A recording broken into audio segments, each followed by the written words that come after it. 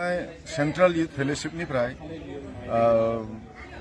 जोंनि बे जितनान मेमोरियल स्कुलनि प्रांगनावहाय दंफां गायनोहाय आरो बेजों लोगोसे जोङो दिनैहाय बे स्कुलनि स्टुडेन्टफोरखौ लानानैहाय एसे रेलि खालामदों। जोंनि उद्देश्यआ जाहैबाय परिबेश जोंनि अक्सिजेननि समस्या दङ बिनि थाखाय जोङो माबोरै बे अक्सिजेनफोरखौ जों बारायनो हानाय बिनि जोंहाय दंफां गायनांगौ होननानै जों मोनसे सानदों। बेजों लोगोसे जोङो साफाई अभियान जोंनि जेखाने सेखाने जोङो नंग्रा गारा नुयो बेफोरखौहाय जोङो माबोरै सचेतन खालामनो हानाय बे उद्देश्यखौ लानानै जोङो दिनैहाय सेंट्रेल यूथ फेलोशिपनि जानानैहाय जोङो दिनैनि बे खामानिफोरखौहाय मावदों। सेंट्रेल यूथ फेलोशिप मा डिनोमिनेशन दं नामा?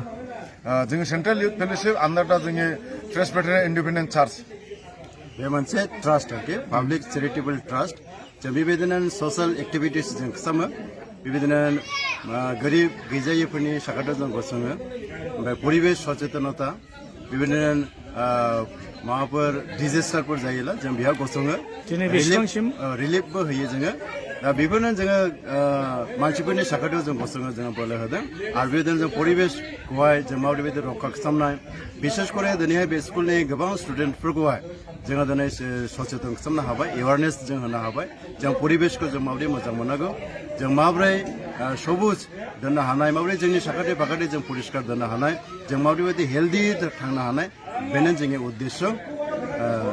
धन्यबाद। दिनै बेसेबांसिम बिफां गायनो हागोन नोंथांमोना? दिनैहाय जोङो 200टा बिफां जों गायनाय ओरैहाय जारागुरि ओमफ्राय ओरैहाय जोङो मागथाइगावसिम जों गायलांगोन बे केम्पासावहाय जों गोबाङै गायगोन आरो जोङो बे जुन मार्चआव जिहेतु जोङो 5 जुन विश्व परिबेश दिवस आरो जोङो बे मार्च मोनसेयावहाय जोङो 500टासिम गायनाय आरो फैगौ जोङो जुलाइ मासावहाय जे सप्ता बे जाबाय अरण्य सप्ता बे मासावबो जोङो दंफां गायगोन आरो जोङो छात्रफोरखौहाय जोङो बेखौनो जोङो एवारनेस खालामगोन जे जों परिबेशखौ बासायनांगौ दंफां गायनांगौ जोंनि साखाथि फाखाथि जों परिष्कार दोननांगौ नैबे बार्ताखौनो लानानै जों ओंखारदों।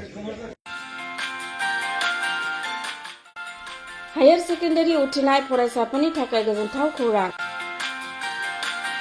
BA सेथि सेमिस्टारनि थाखाय गोविन्द बसुमतारी कलेजाव मुं थिसननाया सोलिगासिनो।